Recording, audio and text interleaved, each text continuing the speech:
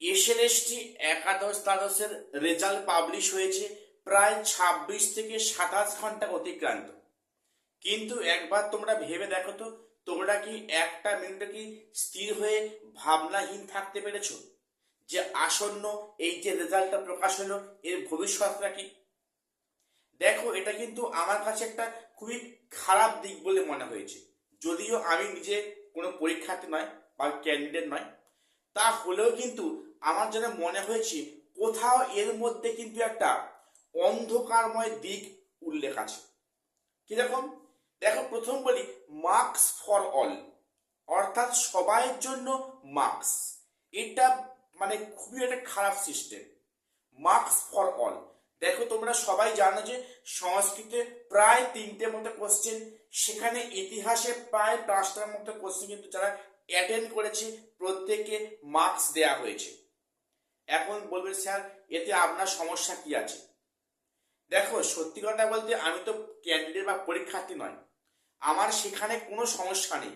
সমস্যা কাদের বলে তো? সমস্যা হচ্ছে তাদের, যে সমস্ত স্টুডেন্টরা সারা বছর খেটে বা এই যে 2.5 মাস 3 মাস খেটে রাত দিন এক করে পরিশ্রম করেছে, যারা দীর্ঘ এসএসসি পরীক্ষার জন্য অপেক্ষমান ছিল, তাদের ক্ষেত্রে কিন্তু একটা মারাত্মক একটা অভিশাপ মার্কস ফর অল।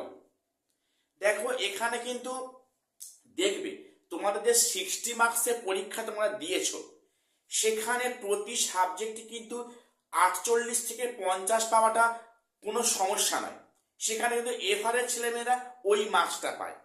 কিন্তু বাকি যে 10 মার্কস থাকে, সেই 10 মার্কস কিন্তু ঠিক করে দেয় তুমি চাকরি পাবে না তুমি চাকরি পাবে না, তুমি ইন্টারভিউ ডাক পাচ্ছ না তুমি সেখান দিয়ে ছিটকে বেরিয়ে আসছো। ওই 10টা নাম্বার ঠিক করে দেয় তোমার ভাগ্য ভবিতব্য। এখন দেখো, একটা মনে করো ভালো স্টুডেন্ট, সাপোজ একটা ভালো স্টুডেন্ট, সে যে 5টা প্রশ্নের ভুল প্রশ্ন করেছে বা ভুল কোশ্চেন কমিশন দিয়েছে, সেখানে তারা হয়তো অনেক ভাবনা চিন্তা করে তারা কিন্তু 5টা কোশ্চেনই সঠিক করলো। কেন করলো? তারা কিন্তু ভালো করে বাড়ি থেকে প্রিপারেশন নিয়ে গেছে, তারা কিন্তু 5টা কোশ্চেনই ঠিক করে এসছে।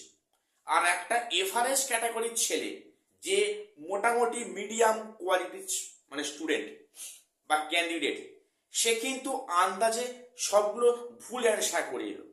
তাহলে এখানে মূল্যায়নটা কি হলো? যে যে মাথা ঘামিয়ে অনেক সময় নষ্ট করে যে সঠিক উত্তর করে এলো, সে ওখানে 5 পাচ্ছে। আর যে স্টুডেন্টটা মাথা না ঘামিয়ে চোখ বুঝিয়ে বা কোনোভাবে সে আন্দাজে ঘর গোল্লা করে সবগুলো ভুল অ্যান্সার করলো, সেও কিন্তু ওখানে 5 মার্কস পেয়ে যাচ্ছে। তাহলে যেন কোথাও মনে হচ্ছে নাকি যে এখানে কিন্তু পরিশ্রম বা মেধার কোনো মূল্য থাকছে না আদৌ। এটা অন্তত আমার নিজস্ব মতামত তোমাদের বললাম। তোমরা কিন্তু আমাকে প্রত্যেককে কমেন্টস করবে যে এই বিষয়টা তোমরা কিভাবে নিচ্ছ। দেখো, যেখানে 10টা বছর কোনো এসএসসি পরীক্ষা হয়নি, কোনো রিক্রুটমেন্ট নেই, সেখানে এই এসএলএসটি 11-12 মতো পরীক্ষায় কোশ্চেনে এরকম ডাউটপূর্ণ কোশ্চেন থাকবে, যেন কোথাও মনে হচ্ছে না যে সম্পূর্ণ এটা ইচ্ছাকৃত, এখানে একটা মার্কস পাইয়ে দেওয়ার ধান্দা এক শ্রেণীর স্টুডেন্টকে।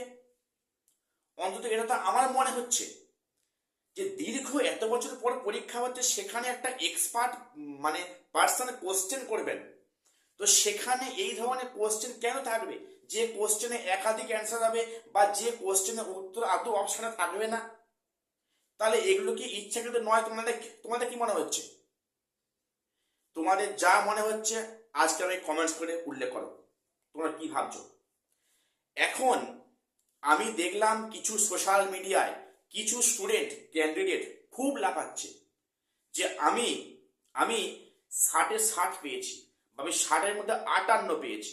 দেখো, কোনো ক্যান্ডিডেট তো পাওয়ার কথা সে হিসেব করেছে 50, সেখানে 4 কি 5 পেয়ে সে পাচ্ছে 55, সে তো আনন্দ উৎফুল্ল হবেই।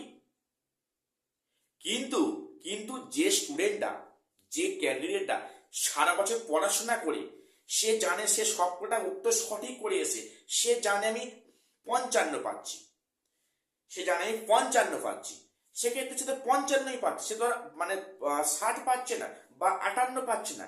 কিন্তু যে যে স্টুডেন্টটা 52 পেয়েছে, 52 পাওয়ার কথা, সে ঠিক করেছে, তাহলে নিশ্চয়ই সে আগের ব্যক্তি থেকে সে 3-4 নাম্বার ব্যাকে ছিল। এখন সেখানে যে সে মার্কসটা যে পাওয়ার ফলে সে কিন্তু সেখানে 58 হয়ে যাচ্ছে, অর্থাৎ সে কিন্তু আগের পার্সনকে টপকে যাচ্ছে। আমার যেন সত্যি বলতে আমাদের কোথাও মনে হচ্ছে এখানে কিন্তু একটা মেধাকে হত্যা করা হচ্ছে। তোমাদের কি নিজস্ব মতামত আমাকে কিন্তু প্রত্যেকে জানাতে ভুলবে না। আর বলে রাখি, এখানে কিন্তু এত মার্কস পেয়ে মানে যারা খুব লাফালাফি করছো, লম্পঝম্প করছো, একটু ভেবে দেখবে এই মার্কসটা তুমি একা পাওনি, এই মার্কসটা কিন্তু তোমার মতো প্রত্যেক ক্যান্ডিডেট পেয়েছে, প্রত্যেক কথাটা মাথা রেখো। কাজেই এই এই যে একটা মানে একটা এক্সট্রা নাম্বার হঠাৎ করে পেয়ে গিয়ে তোমাদের মধ্যে যে একটা আনন্দ উৎফুল্ল আসছে, এটা কিন্তু হওয়া একেবারেই উচিত নয়, কারণ এটা কিন্তু একটা খারাপ দিক।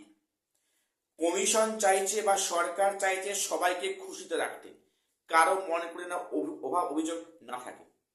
সেখানে নাম্বারের ক্ষেত্রে একটা পাইয়ে দেওয়ার সমস্যা মানে একটা ব্যাপার এসে গেছে, যে আমি নাম্বারটা প্রত্যেকে আমি দিয়ে দিলাম, আমি এতটা মহৎ, এতটা আমি উদার মহৎ।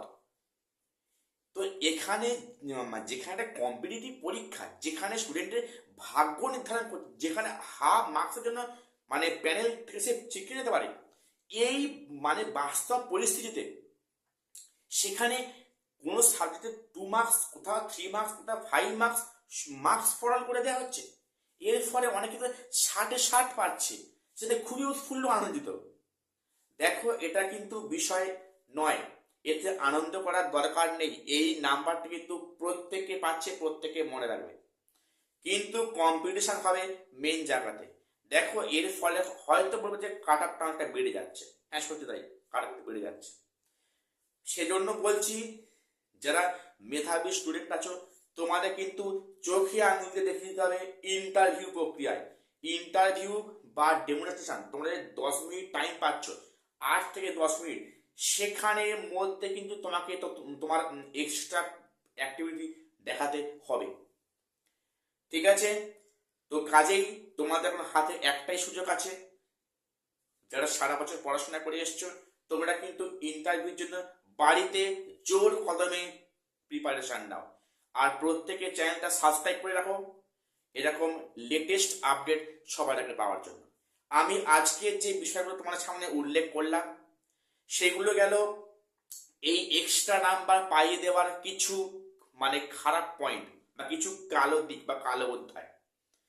আমার সঙ্গে প্রত্যেকে একমত নাও হতে পারো, প্রত্যেকের নিজস্ব মতামত কিন্তু আমাকে অবশ্যই উল্লেখ করবে। আর তোমরা স্কোর যারা দেখতে পেয়েছো, তারা কিন্তু প্রত্যেককে আমাকে কমেন্টস করে জানাবে যে তোমরা কোন সাবজেক্টে কোন ক্যাটাগরিতে কত স্কোর পেয়েছো।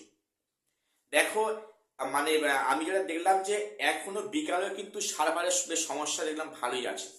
আমি কয়েকজনের মার্কস চেক করছিলাম সেই সকাল থেকে, দেখলাম যে সার্ভারের অবস্থা খুবই খারাপ। যদিও বা আজকে দুপুরের সময় একটা নতুন ওয়েবসাইটের মানে অ্যাড্রেস দিল কমিশন, সেখানে একই অবস্থা। আচ্ছা মানে ভাবছি এটা কি করে হচ্ছে, এটা এটা কি হচ্ছে? এই সত্যিকারের সার্ভারের সমস্যা না অন্য কোনো কারণ থাকতে পারে? প্রত্যেকে আমাকে মতামত জানাতে ভুলবে না। আর এখানে শেষ করলাম, দেখা হচ্ছে পরে কোনো আপডেট নিয়ে।